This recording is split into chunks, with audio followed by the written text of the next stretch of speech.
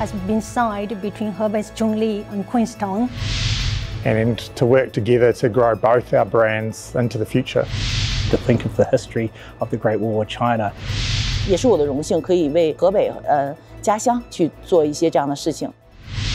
Hello everyone, the past few years have witnessed flourishing ice and snow economy in Northern Hemisphere's Hebei province. Opposite the Southern Hemisphere, there's a city renowned as a world ski resort, that's Queenstown, New Zealand. Coincidentally, an agreement in ice and snow tourism has been signed between Hebei's Chongli and Queenstown. Today we've invited representatives of two sides to join us in discussing how the collaboration will inspire more possibilities in areas other than ice snow tourism between Hebei and New Zealand. Hello Mr. McNabb, what role has Real NZ Group played in this collaboration? Could you as a key player give an account of this specific strategy and plans for future collaboration? And we see a great opportunity for us as a group and us as a ski resort to play a key role in the partnership with this area and to work together to grow both our brands into the future. We've been here and looking around a number of the resorts, and what we can see is they are very well built, very well designed. I think there's also a big opportunity to understand more around the Chinese guest and how they ski and how we help grow that. Lenses. One of the key focus areas for us is partnerships. So how do we work with other like-minded businesses or organisations that have dual and similar goals that they're looking to achieve, and so that we can work together to have close relationships and good visibility with guests around China. The other part is how we think about our digital tools, and in that digital marketing space here versus New Zealand and Western markets, it's very, very different. So we've just recently launched the Real NZ WeChat mini program. And we'll be looking to invest a lot more through Little Red Book and other areas so that we can directly connect with those guests in China. As you said, Mr. McNabb, you are totally ready to attract more Chinese tourists to New Zealand. And now I'm wondering, does the Real NZ Group have any plan to extend into other areas of tourism in Hebei province as a whole in addition to ice and snow? How do you think of the long-term potential for cooperation in tourism between Hebei and New Zealand? Yeah, cool. So we already have a really strong Chinese tourism business. We actually, about 20% of our tourism business is from Chinese guests. And we've built that over a number of years through having deep relationships in China and really focused on how we grow that. I think one of the key reasons why we've come out on this trip to understand the market better is to understand how we might work closer together with different organisations and companies in China to actually further grow. Okay, thank you for joining us. Next up, we'll go to chat with representatives from Chongli and the president of the Hebei Chamber of Commerce in New Zealand.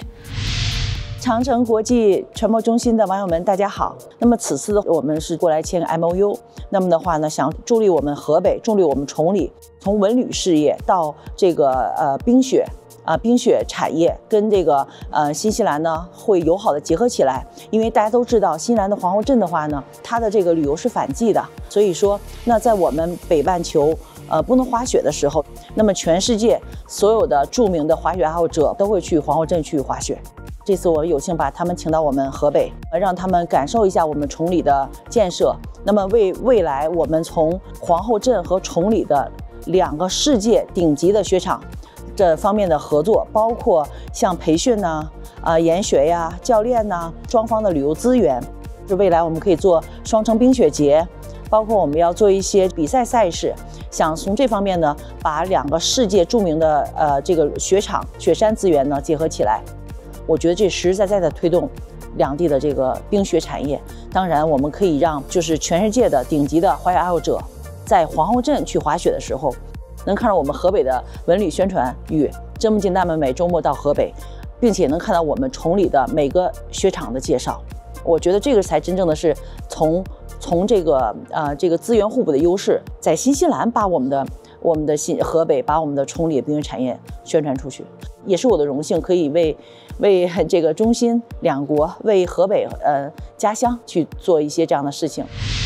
崇礼冰雪运动协会和新西兰的皇后镇的这次的对接非常有成效。